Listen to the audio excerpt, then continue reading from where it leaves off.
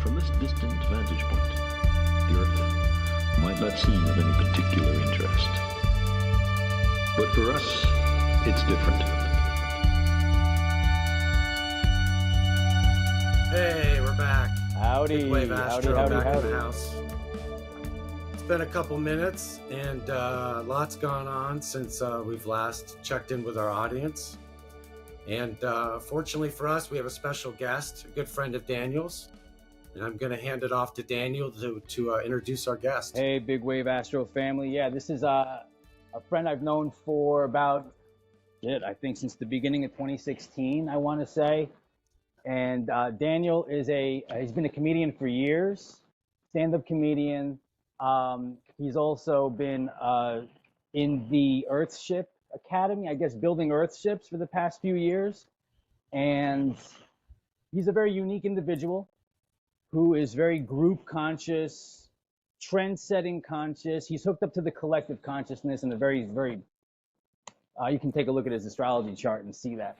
But he's a very unique individual. Now he's very much into Discordianism, and I guess he's gonna teach us a little bit about that or explain some stuff. And I know it deals with Eris, right? The golden apples of discord and strife, chaos, trickster energy, I'm guessing. Jeremy, right up your alley. All right, Daniel. Yeah. So tell us about yourself, man.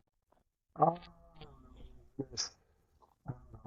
But the new COVID variant is called Eris, That's right. E-R-I-S, which is the goddess of Discordianism, the Greek goddess of in mythology of confusion, discord, bureaucracy, and international affairs. Ooh. Bureaucracy, international affairs. I didn't know that. But no, it's to do with a lot of nonsense and paradoxical philosophies, contradictions, humor, satire, parody, irreverence, nonconformity, techno-paganism, and just mockery and So it's a big trickster type energy with Discordianism and paradox energy. That's what the kind of feel that I'm getting.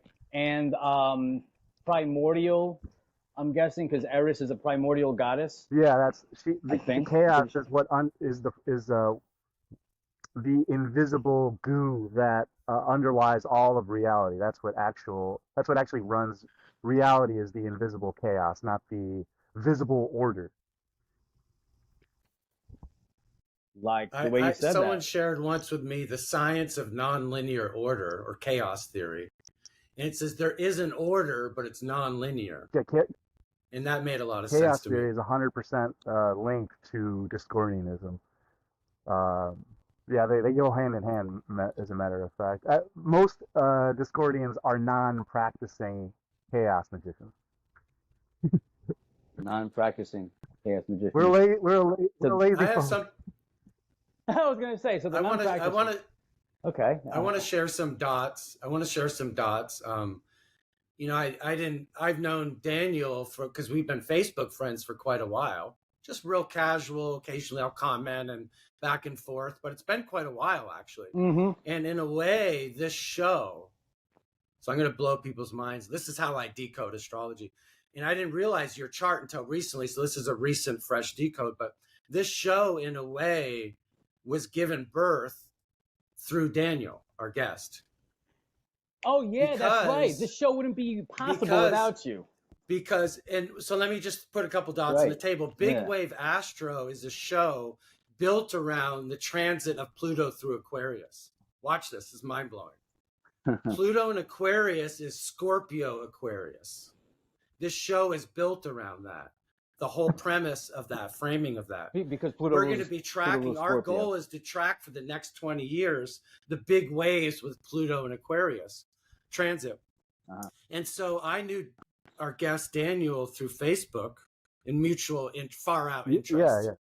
And then I ran into Daniel, my co-host here, through his friendship with you, happenstance. I'm like, whoa, check this guy out. He's friends with you. Oh yeah, one mutual friend. That was you. So I was like, how do I? So the we reason linked I up, we bumped became into friends. you on Facebook and started observing you, like my 4th house Aquarius Scorpio rising. So I started like, whoa, who's this guy, right? Oh, he's friends with Daniel, and he's kind of talking about some stuff that I'm vibing with. UFC, astrology, all sorts of stuff. Yeah, me, yeah. You know, It's flat Earth. page, yeah. And then I'm like, oh, he's friends with Daniel, okay. And then we started connecting, and then the show was given birth to. But if this show was an Aquarius Scorpio show, there must be an Aquarius mother here that gave birth to us. Yeah. In a sense. And that's Daniel, our guest, which is the Aquarius moon, Scorpio rising, which is the Pluto signature and the Aquarius signature. And so, and one of the reasons I accepted Jeremy's request. That's how chaos magic works. It's true, yeah. One of the reasons I accepted Jeremy's request was because I saw Daniel Falkenbach as a mutual friend. And I was like, okay, click, that's it, whatever. So I didn't think that was a no-brainer. I had some street cred right there. Yeah, that was some street cred. You're allowed in. So I was like, all right, he's got to be on the show. At least one of the first guests on the show. Yeah. He's got to be on the level, if you know what I'm saying. You know, and this is like a 20-year commitment because we're going to be tracking Pluto in Aquarius, which is, at least 20 until 2042. I think it is 2043. We'll see. Yeah. I don't even know what the hell I'm doing next week, but we'll see if we make it that far, So we can blame our guest Daniel for everything. In a way, you helped birth this.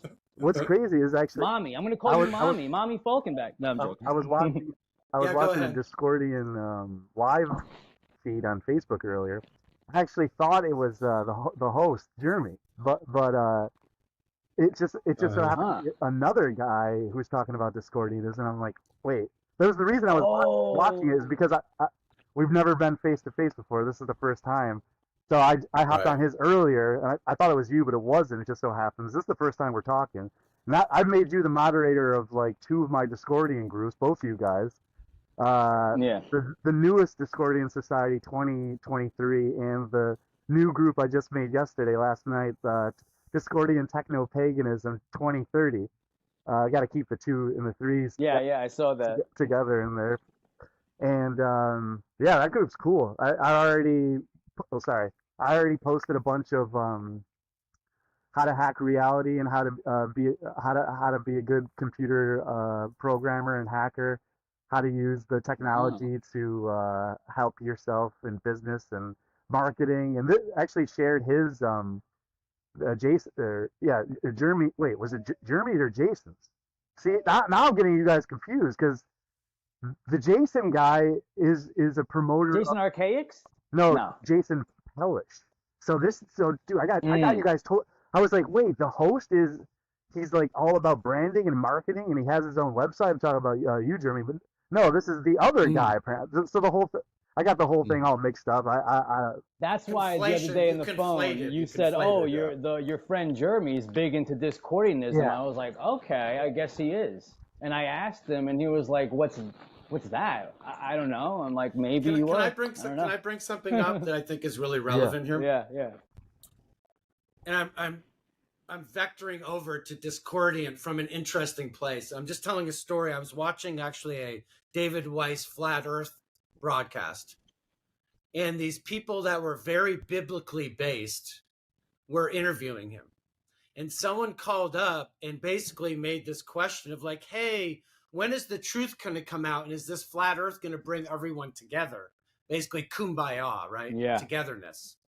And this biblically based guy, he was a brother, African-American brother, he said something really interesting to me, but it really resonated. I want to ask our guest if this resonates with you and the ethos and logos of Discordianism. But he was speaking from a biblical perspective. And what he said was, we're not supposed to kumbaya. Yeah, we're supposed to exodus from the cube, from the Death Star, from the Fatrix system. We're not supposed to all belong and get along and, kumbaya, one world religion, no more of this, no more. We're supposed to get into our holiness, which is our wholeness, which is perfection and wholeness, which is an interesting take on Virgo, by the way. Virgo is whole, is being whole, pure and whole, and not perfect in a false sense, but perfect in a sense of wholeness. And we're supposed to come into our wholeness and holiness. And that doesn't mean we get along with everyone. That means we're breaking away from a system, not like in a fucking he's circle. He's 100% right. I've met with David Weiss actually within this past year. He's 100% right. Actually, all I noticed all of the I'd say most of the newer flat earthers. I give it like back when it started getting real popular in 2014. And by the way, Daniel, I look back in our conversations and I'm like, what the fuck? I'm like, I've been talking to this guy since 2015 or 16 or something. Dude, remember Quasi-Luminous and Blood Over Intent and that those days? Yeah, I remember that shit. So it's like, obviously. I remember that stuff too, but I wasn't in the circle. I just looked at it the other day. Yeah. Wow, I'm like, I can't believe how long, almost a decade I've been talking. That was 7 years ago, bro. That's actually a Saturn quarter. Saturn that takes 28 years to go around. That's a Saturn quarter. So sorry to break off. A lot of growth. So I noticed that these naive flat earthers, everyone should kumbaya. Why can't we all just get along? Why is there so much fighting in the flat earth community? And then these are the ones that disappear. These are the ones that can't handle it. These are the ones that just go away. And I sense it too. I see them and I'm like, look at these clowns. I want attention. I want love. I want everything to be perfect, and it can't be any discord. And it has to go. Everyone has to be communicating in exactly the way that I want them to. It's like, what the hell kind of control issues do you have? Where everyone, male, female, this belief, that belief, this religion, that religion, this business, this career, this cryptocurrency, this he loves he loves Bitcoin, and it's like. He has an app. He has his own business. He's writing books. He has his own podcast. He does his own Kickstarter. Everyone just freaks out about what other people are doing. And frankly, I don't give a shit. I'm one of the people who I just been doing my own thing. I mean, I just saw a guy freak out on his Twitch stream saying, I fucking stream out of my house. I live out of my basement. I stream to pay rent. I fucking do that. Like, what the fuck is wrong with you? I did it for free when I got just going. I did it for free for years, and I've been doing this for free for so many. I don't care. I'm like a veteran wrestler who makes fun of the new wrestlers that get bring into the business. They're like, listen, kid, I've seen plenty of you people. You're a flash in the pan. I've seen you come and go. And you're a dime a dozen. You think you're different and special than the rest, and then they just disappear. But that's their chance. That's your chance to shine. Jeremy, he's got Saturn by his rising. Are you gonna? He's got Saturn by his rising. I can feel it. Yeah. Right. So So you're questioning. We're in Leo season, by the way. This is relevant about authenticity. Yeah. How real are you? How strong are you? Or are you just weak and inauthentic? Exactly. That's kind of what you're exposing. Does your voice carry a lion roar? Are you lion-hearted? Do you have courage? And I just want to go back to the discordant thing and ask you, I think there's lurking in here a poison pill, a Trojan horse, and a false lure that's attracting people of this togetherness that is a utopianism. That's a delusional utopianism. Sorry. This is Jeremy, not that we're not. Sorry to interrupt. Just real quick, one of the main principles of the Discordian, one of their sayings is, "Us Discordians must stick apart." Oh, there you go. So, I mean, okay. So I think this is one of the macro themes that we're going to be talking about for 20 years, because power is moving into Aquarius. Yeah. High expressions of power in harnessing, and very low expressions in pitfalls. And it'll be Pluto's going to test your mettle. And it's going to be about this, because are you a real motherfucker, or are you just a trendy BS wannabe anti-trend, poser basically? Yeah. And are you following this false utopianism, which is BS Aquarius? Or are you are you a real Aquarius, or are you a BS Aquarius, basically? Are you, individuality. How does your individuality stand out? Are you able to lead? Are you just another wallflower in the group? But Daniel has a very strong Leo Aquarius axis. He's got the moon Jupiter in Aquarius in the first decan, and he's got Mercury and Mars somewhere in the middle of Leo, with I think some other stuff also going on in Leo, like Eros and Nisus. But and it's in third house, ninth house axis. So this is like, the axis of the genius. Aquarius is very genius. We know that, right? And Pluto is right by his moon. So there could be some stuff going on with him and his mother, right? Leo's the creative genius. Yes. Leo's the creative genius. Yeah, Leo's the creative genius. And basically how you are able to create, and sports also. So I know he's into basketball. You won something with basketball recently. But as a creator, I think Daniel's on the route of North Node Taurus, by the way, 6th house by the 7th house descendant. So I think Daniel's very much going to be creating many, many different facets for groups and networking. So big. Taurus is the builder. Taurus is the builder. Building. You're building something. Definitely. He has to be building. And he's also a Virgo sun. Yeah. And there's a grand Earth trine right now going on. For the future, 11th house sun. Yeah. Just to spoil it, Earthship Library Comedy Club. Earthship Library Comedy Club. Earthship Library. Do you know I'm building a Aircrete dome? No, I don't. But I remember you mentioned something about it in one of the comments. In Hawaii, I'm building a small sanctuary oasis, and we are 3/4 of the way done. And then COVID hit, and it's been on pause for the cause, weighing and managing, measuring different moves. But we're hoping to complete that this year. A nice, modest little 24-foot diameter Aircrete dome, like from the Dome Gaia kind of school of Dome Gaia, which is where it's in Pahoa, Big Island, which is where Dome Gaia is based. And then a 14-foot bedroom dome, so two domes next to each other. That's amazing. I love it. I know a dude who wants to build his main Earthship station in Hawaii, so that's awesome. Yeah. But that's Hawaii. That's been on the freaking on the radar recently. It's obviously a tragedy. What the hell is going on right now in the world? What me and my partner? Oh yeah, Hawaii. Do you want to get into that? They can build their 15-minute cities and digital. Yeah, exactamundo. Yeah, the elites buying that. That's exactly. And did you see the new Mountain Dew can? No. Did you take a look at the Mountain Dew can? Jeremy, tell them about it. Well, Mountain Dew, DEW. So they have a brand new Mountain Dew flavor.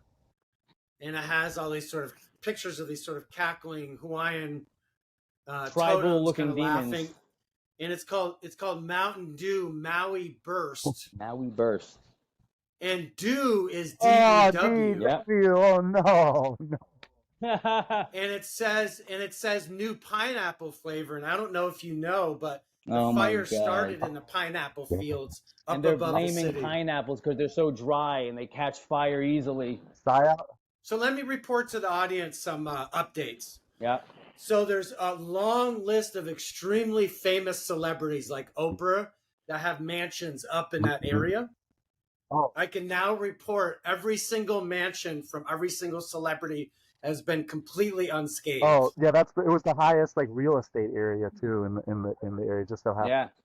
And that there are underground tunnels there, and lots of reports of child trafficking in that area of Hawaii. And so it appears like these different things are somehow vectoring together to tell a story. I know in 2017, they already decided for that area to be a leading smart city. Yeah. And completely clean and renewable. And then one other thing real quick. And that the thing that was slowing them down is that the locals there that own the waterfront property were refusing to sell, even given enormous amounts of money. Yeah. So that was holding up their plans. That's what I know so far. They didn't want to move an inch. Yep. Yeah, they planned this in their little G7 meeting over a year ago to make Hawaii into the blueprint for the smart cities for the whole world. So they're to lead the way. So this will be the blueprint to show the way for how all the other places do it, like that one line in the middle of the desert. Yeah. You know what I'm talking about? It's called the line, and it's like it's literally just a sliver of line in the middle of the desert, and it's all these little compartmentalized smart cities. And yeah, go to the line. It's like Hunger Games type of shit. But yeah, this is some Discordian astrology for you kids. So one of the reasons why we haven't gone back to Hawaii yet to finish our project, I had some very Scorpio instinctual stuff. One of them was, I'll just comically point to it this way. I did not want to be caught in an episode of Lost. Yeah. I felt like the islands were very vulnerable. I feel like we're in World War 7, 8, whichever one we're in now. But I feel like the islands were very vulnerable out in the middle of the ocean. Yeah. And I felt like I was probably safer on the mainland. One thing I want to share, just some dots with you because they're coming up. The Hawaiian Islands were given over. There's a whole movement to take the Hawaiian Islands back to the people because it was unconstitutionally acquired by the United States, and they have a rock solid case. Yeah. And but the islands have been forfeited to the United States. Now what I'm seeing is that has changed, and the island is now being forfeited to the New World Order globalists, not just the United States. Wow. And my question is, and I can only leave this as a question, is the good people and the good natives of Hawaii going to stand down and allow this transfer over to the globalists to do what our guest said, turning the smart cities? Or are they going to stand up? And I said, well, how could that happen? And the only way that could happen is they just say, hell no, and they boycott and strike from island to island. Just say, look, tourism is shut down. We're not cooperating with this anymore. Yeah. They harness their inner volcano. Right. So what do you think about that scenario? Is there anything that can be done, Dan? Civil War, man. Discordant Dan, what do we do? I'm like, honest question. Is there anything they can do? Yeah, just create your own economy. Civil War. Unplug. Go off self-sovereignty. Yeah, go off the grid. Learn some survival skills. Learn how to make a fire. Homestead. Learn how to stay out into the desert. Learn how to stay out in the forest when it's cold. Because self-sufficiency. Because these are all things that I've kind of learned how to do over the past, I don't know, since the past 6 years-ish. And like the Earthship stuff, that's just really makes you into, you can get really isolated. You can get really paranoid and in your own world. Hey, stop it. And yeah, man, I don't know. Stop. Very, very 12th house feeling. By the way, he's a Pluto 12th house, by the way. That isolated feeling, but power through isolation. You can empower yourself and transform yourself through isolation. And building, of course. Also pets. Good with pets. And like Daniel was saying, create your own affinity groups. Daniel is frozen, by the way, but create your own affinity groups. I'm frozen. Yeah. I can't. That'll self-correct later. Yeah, that'll fix it out. Yeah. And don't be I say this for myself. Don't be disappointed when you're climbing through the ranks of the social ranks and you make it to the so-called top, and there's still a lot of stupid people around everywhere you go. And no matter what field of wisdom or knowledge or career you're gonna be surrounded by stupid people, and you can't. So there's. Go ahead. Well, I was just gonna say there's lots of people stuck in the cube, in the box. Yeah. And I know enough about our guest Discordant Dan and Daniel and myself. We've spent many years breaking free. Right.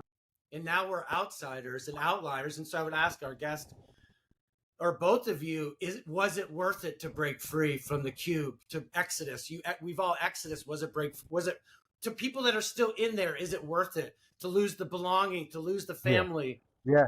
Is it worth it to be free? Yeah, it is. But well, yeah.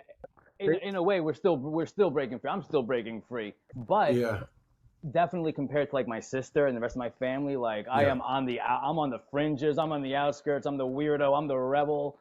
I'm the black sheep. You're a pure blood. Yeah, exactly. And I'm a pure blood. Yeah. It's a shame because I don't even want to talk shit. But yeah. Go ahead, Daniel. Anyway. No, keep going. Yeah. No, I was gonna say, can you get? Hold on a second, our guest. Can you get more in the screen? You're kind of we've lost your. Oh yeah, your we face, got your. But go ahead. Your mouth. Okay. There we go. Yeah. Go back a little bit if you can, just a little bit. But I know Daniel mentioned something about civil war before, and a lot of changes that are going on, big changes internally, what people need to do, and of course the big thing is. Huge thing is that we're in a shift right now. Like I told you before, remember Venus, obviously, we talked about this today. Venus came into a morning star conjunction with the sun just yesterday. And that's a 263-day cycle of when Venus is going to be morning star. So now people's desires and excitement and passions are coming to the forefront. They're being pulled out. They want to do new things, even though Venus is still retrograde, which will start going direct. And the other thing was, the Leo new moon on Wednesday in 2 days. The Leo new moon is exactly square Uranus. We're talking 23 degrees is the Leo new moon, sun and moon at 23 degrees Leo. It's conjunct black moon, Lilith, and Venus. But it's exactly square Uranus and Taurus at 23 degrees. We're talking huge changes to technology, the economy, world leaders, technology and man, AI, creating the rebellious mob, people rebelling, the collective consciousness. All these things are going to be changing on the external. But with all these retrogrades, people got to look internally and start doing work. And of course, Virgo. Mars in Virgo, Mercury's in Virgo. Mercury's going to go retrograde very soon. And so is Jupiter, both earth signs. There's a lot of tangible stuff being implemented. That's going to shape our world. We have a grand Earth trine going on with this Leo new moon. So that grand Earth trine, especially the Virgo side, people are going to be looking at their health, what they do on the daily routine, what they do on the daily that's affecting their mental health, their physical health, what they do for work. Are they happy with what they're doing for work? Do they, and again, the Leo kicks in. It's opposite Neptune. But opposite Neptune, people are going to have the choice to stay mentally ill in Neptune with whatever bullshit movie they're playing. People are refusing to do the inner work. Yeah. What the globalists and are offering people is just take the jab zines. You don't have to do the inner work anymore. Yeah. We should probably even use jab zines and weird words, quack zines for it, just so that this video doesn't get censored. And we can outsmart the algorithm, the algo rhythm. Like Al Gore, the Perseus holding the head. And Al Gore, the star of, I guess you would say, strife. Let me say something real quick. You guys are reminding me of two things, and it kind of closes off the past two previous questions. Don't be afraid to take your piece of the pie. Get yourself a slice. Don't. There you go. That's Leo don't be North Node Aries, ashamed or regretful or guilty about making money for yourself, or even how you do it. You want to go make a fucking OnlyFans for yourself? Go do your fucking OnlyFans. You want? It doesn't. I mean, honestly, people get like, dude. The definition of a successful man and an unsuccessful man it's depending on who is telling you my definition of a successful man is different than most people. Most people would consider me, I guess, an unsuccessful man. Me, I can go wherever I want. I can start over and travel wherever I want, and I can go live in earthships. I can go live in the desert. I can go live in places. I don't have kids. I don't have things burden me down. You can't travel. You got dogs. You got kids. You got a husband. You got wife. All this. Yeah. So it's like you claimed your freedom. You claimed. So your freedom. I get really upset when people like you're not like you didn't make it. You're just a jealous wannabe comedian. I'm like, dude, I don't like stand-up comedy anymore. I don't like stand-up comedians. I think the whole business is psychopathic. I think you're all narcissistic, weirdo, parasitic, weirdos, like just attention-seeking children who never got it, and now you need validation from strangers in clubs. and it's just, I don't know, like people seem to admit it when they have something to say. If you don't have something to say, then shut your fucking mouth and at least admit it. Well, if you have a podcast, wow, that means that you got to have something to say. That means that you think that you have something worthy to say, and you can make constant content and episodes with you just chirping and yapping. Well, yeah, some people are capable of doing. Yeah, you're damn right. Yeah. Others aren't. So just shush. Live and let live. Sorry, my dog is he's Oh yeah, your dog. He's moaning at me. What's your dog's name? Hey buddy. Bean. Hey buddy. What's his name? He's attention seeking. Bean. Yeah. But adorable, man. Oh. Yeah. So like unsuccessful and successful. And it's like, all right, well now I'm gonna use AI. And now I'm gonna get into marketing and business. And it's crazy, man. Can I vector something? Your North Node in Taurus is about self-value, self-sufficiency, self-worth, money, knowing your worth. And then Leo has those qualities too of knowing your worth, knowing your value, but kind of in a different way as Taurus in a way. And I feel like Discordant Dan, you kind of hit both notes simultaneously about grabbing your piece of the pie and not feeling shame about that. And claiming your freedom, right? Aquarius, claiming your freedom as your privilege, as your right. What? It's yours to claim, and you've claimed it, and you have it. And that's what people are failing to do. What I realized with this North Node in Taurus, people are trying to bypass common sense Taurus, and giving away their worth and value. And now we're in Leo season, and the question is: are we going to Leo up and Taurus up or not? Yeah. Are we going to keep giving our shit away and not claiming what is our rightful inheritance, claiming our worth as humanity, our divine inheritance, really? Yeah. And I feel like you were kind of hitting some of those notes, Dan. Yeah, and big with technology too. He's got strong. I'm not bitter. No, you're a realist. You're a realist, man. I did so much. I gave away, dude. I've been giving and giving and giving and giving and sharing for so long that I've neglected my own personal research, where I don't even research the stuff that I'm sharing anymore. Even though, I mean, I do. That's a huge hyperbole and exaggeration. That would be a bit insane if I didn't. But I would love, like, basically when I first started about 13 years ago, sharing publicly everything that I could think of and conceive of, everything that I shared, I knew as much as I possibly could know about it. I wouldn't share anything if I didn't watch it, listen to it, research it first. But now it's the opposite. Well versed. Now I don't care. Now I share more than what seems humanly possible. People think I'm a robot because of how much I share. Yeah. And well, that's the thing. You know so much. So whatever you share now, because of that Aquarius third house, especially now Pluto's empowering your moon, right? All that third house, now you don't even have to, I understand what you're saying. You don't have to do the research because now you can say something and you know a lot, so you can connect and branch out and connect those. You're decoding in real time. Yeah, you're decoding in real time. Yeah, exactly. Yeah. You're branching out and you're connecting while you're talking. Very strong third house, very strong ninth house. It's a genius. In a way, genius. You have you're a sub-genius. You have that your name for a long time.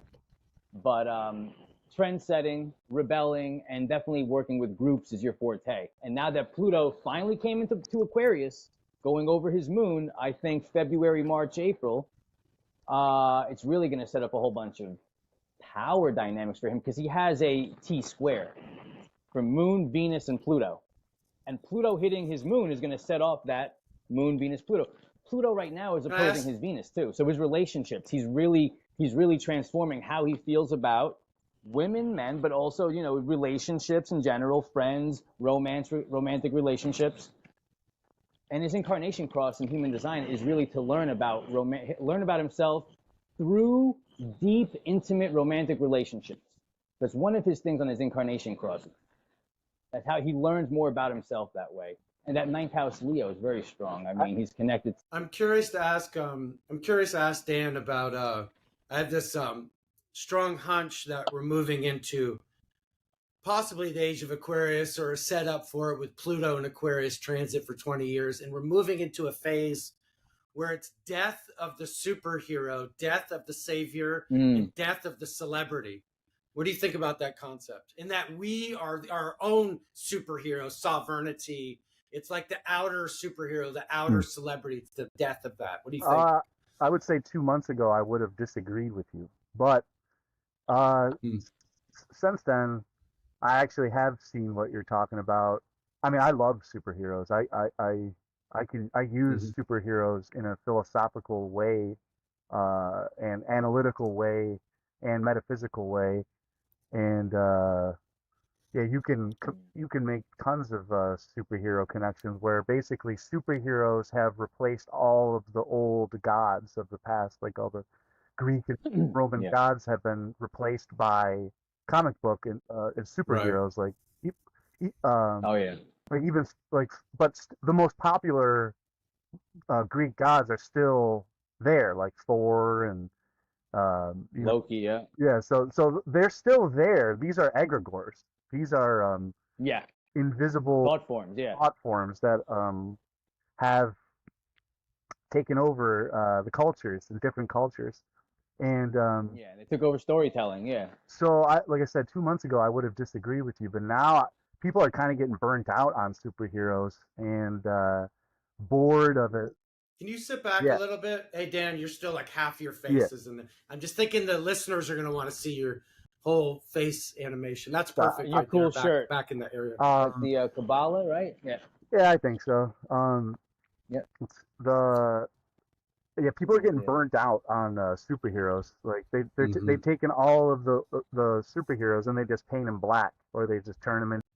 Well, I think the superhero genre or has been weaponized and poison pilled, like the Christ principle, all these things that are legit, but they've been co-opted. So everything is co-opted now. Everything.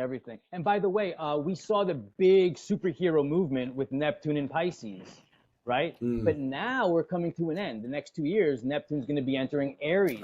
You are the superhero. We're going to have to activate. And by the way, Chiron has been in Aries for quite a few years now. What's been under attack? Masculinity, testosterone. That's Aries. That's Mars. Chiron, the wounded healer, has been making men feel lessened, feel wounded. Men for the past 8 years, however long Chiron's been in Aries, there's been an attack on the masculine. I have Chiron in Aries, and can I just speak that really quickly? I want to pass it on. My Chiron in Aries is Charlie Brown. Okay. And do you remember how Charlie Brown was tricked by Lucifer? Yeah, football. Come on, Charlie Brown, you want to kick the football. Yeah. And my Chiron in Aries is like initiation, activity, action, and I go, and then what happens? I fly up in the air 50 feet and land on my back. Again. The trickster got you, Again, Lucifer got me Lucy, again. So what I'm learning, I'm wounded in taking action. And so this attack on the masculinity, the original man, Aries, is don't take masculine action, man. Be frozen in your action. Yeah, that's what. Be in inaction, frozen. And so that's how it manifests, is you're just frozen. I don't want to try to kick that football again. I know Lucifer is going to trick me. So I think there's that phenomenon. I think that's being healed now because of that big Aries cycle coming in. And it's time to get up and go now because North Node's in Aries. And they're going to meet. So they're going to meet in February. Rahu, Chiron, they're going to meet in February. That's right. So there's going to be a lot of healing that needs to be done, definitely. 16 degrees. They're going to meet at 16 degrees of Aries. I have to check out what else is going on, but there's definitely, we're going to need to be healing the masculine, healing how we take action, healing self-sovereignty. And then, of course, as Saturn's going to meet Neptune at the very end of Pisces. And they're going to, 2025, 2026, they're going to go back and forth over the 0 degrees area ecliptic. Should we talk about one of the theories there? That's have you heard of the solar flash? The solar flash. We spoke about the event solar flash thing concept. From the EM Not that. This is from the solar sun, like some kind of cosmic solar flash that will kind of have a 5D awakening effect. Yeah. And it might. That they call it the event or whatever. Now, some people are speculating it's going to be in 2024, and I'm going to have Daniel talk about this, but that some people are thinking when Neptune and Pisces meets Saturn, Neptune is the planet of spirituality, and Saturn is what crystallizes the spiritual into the physical, makes it real, is both going to be in Pisces, and they're going to walk hand in hand into Aries, the solar spark sign together. And some people think that's the point of the solar flash event. What do you Daniel, you've spoken about that. I definitely think there's going to be so much healing because they're going to be together for a while, Saturn and Neptune. In Pisces, going to Aries, retrograding back into Pisces, going back into Aries, kind of together. At the same time that they're going to be sextiling Uranus at the beginning as Uranus enters Gemini. That's going to be huge. Uranus entering Gemini, now we're talking about technology taking a lot of steps forward. Everyone's going to be inventing stuff. You still there, Danny? Yeah, I'm listening. Awesome. Not everyone, but many people, Gemini, right? They're going to be inventing new things, communication. But yes, Saturn and Neptune going back and forth, Pisces, Aries, this is going to cause a lot of, I think people are going to look inward and see that. Mental illness, yes, sickness, physical sickness, mental sickness, people regretting. Saturn has a sobering effect over Neptune's fantasy.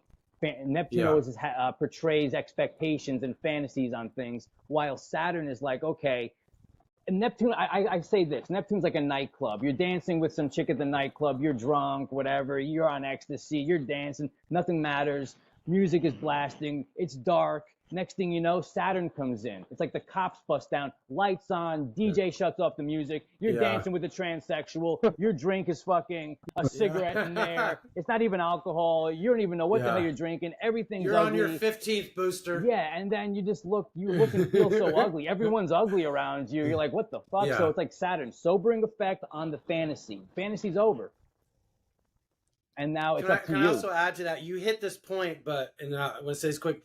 In my earlier times in my life, when I had solar flashes of awakening, my lower mind, my Mercury shattered my mind. I don't want to say I went crazy, but in my awakening, there is this spiritual emergence of kind of like, there's like losing grip with the earlier crystallized matrix. And then you have to integrate that, and that could be in mass during that time. So there could be a lot of people, a lot of spiritual emergency. Go ahead. Dan. I used to call them flashes when I was a kid. I'd go, I get the flashes as a premonition or a vision of an event that was just about to happen. And I told people about it. I go, he's about to like rip his gold chain off. They're gonna get into a fight, and he's gonna rip his gold chain off. And my buddy's like, "What?" Because nothing. Wow. There was no fight even happening, and all of a sudden it broke out into like a hockey fight, and he ripped his gold chain off. And my buddy looked at me and he was like, "What?" And I'm like, "Dude, I told you these flashes are real." I got a flash about my dog dying, and that came true. I used to. What about dreaming? How are you with dreaming? I used to. Do you remember? That's where I have the flashes. I have the premonition flashes and dreams. I used to take it super seriously. I used to write down my dreams in a dream journal. I used to be obsessed with lucid dreaming, and I used to do it. I used to be capable of becoming conscious in my dreams, becoming lucid in my dreams, and having lucid dreams. But I don't know, man. I just stopped caring. Yeah, it's like a phase. I stopped caring. Phases. Yeah. I heard that if you dream, if you still dream, that means like you haven't made it. Like if you dream still, that means that like you. Yeah, I think you've progressed. So we're first born into our moon sign, which is moon is more dreams, Pisces, dream. And then we become conscious and we grow into our higher self, which is our sun sign. So all three of us are very much, I think, tracking similar. We're growing into our sun sign, which is lucid waking. Mm-hmm. We're lucid waking now. Yeah. Yeah, so we're in a different dimension now. And I also think like Uranus, I believe, represents 5D. Saturn is 3D. I believe the sun, our Atman, sun, is all D. Like a wormhole through all of them. The sun. It's a Dharmakaya, or a realm that penetrates all dimensions. So I call that 1D. Yeah. Oh, okay. Yeah, like 1D a wholeness. is all D. Like a unifying force. Primary D. Yeah, unity D. Because that would be the dot in the sun. Yeah. That would be the dot in the middle of the sun. Exactly. That 1D. Exactly. Yeah. All the scientists are obsessed with dimensions and how many there are. And so if you get like real specific, like string theory deals with, I think, 11 or 12. I think 12. 11 or 12. Yeah, I think 12. And, I think 12. Yeah. And then there's like M theory, which is like a level beyond string theory. and that, N? Yeah. No, M. M. Yeah. Mm-hmm. It's like Mr. Yeah. It's just M theory, and that's the level beyond string theory. That's like advanced string theory is M theory. And I mean, I can't even. I'm not even gonna pretend to try to describe it. I just know about it. But how can you know what happens in the future? Because you're in your conscious lucid waking, which is beyond time. It's all D. Yeah. Past, present, thank you future, for getting me back on track. So so these scientists are obsessed. There's 11 dimensions. No, there's 12 dimensions. No, there's 40 dimensions. Say, okay, one sec. Sorry, my dog is talking to me. Come here. Come. Get down. Come. Good boy. Thank you. Come here. Good boy. So I did 3D. No, it's 4D. No, it's 5D. It's the fifth. We're going from the third. We're actually in the fourth, and we're going to the fifth. So then we can we can be in the sixth. And I'm telling you from the seventh, the eighth, and it's like, okay. How do you know all this? And then the scientists say, so we're watching a movie from 3D. We're 3D. So, and then, like, that's when you get into like the what's it called? Flatland. And that's when like the Flatland. Yeah, that's the movie. That's a great movie, dude. It was the movie. It was based off the book, which was written in the 1800s. And there's also a sequel, and I think even a third. All right. I'll let you inside. One sec, guys. So I think I think they're lying. Obviously, they're lying about the dimensions. That means there's only one dimension, and they also say that like there's one plane, one non-dualistic plane, and where everything is at different frequencies. Or the Advaita Vedanta says there's only one, not two. So. They don't even say one because one implies two, so it's just not there two. There you go. One implies two. Yeah. So I'll just. Which is again, I'm sorry to cut you off, but that goes back to the 1-2 of Aries Taurus. Aries is a hyperbole fountain, and Taurus is obviously a Taurus field, and you can see it in the signs. Taurus obviously a circle with another circle, the horns forming.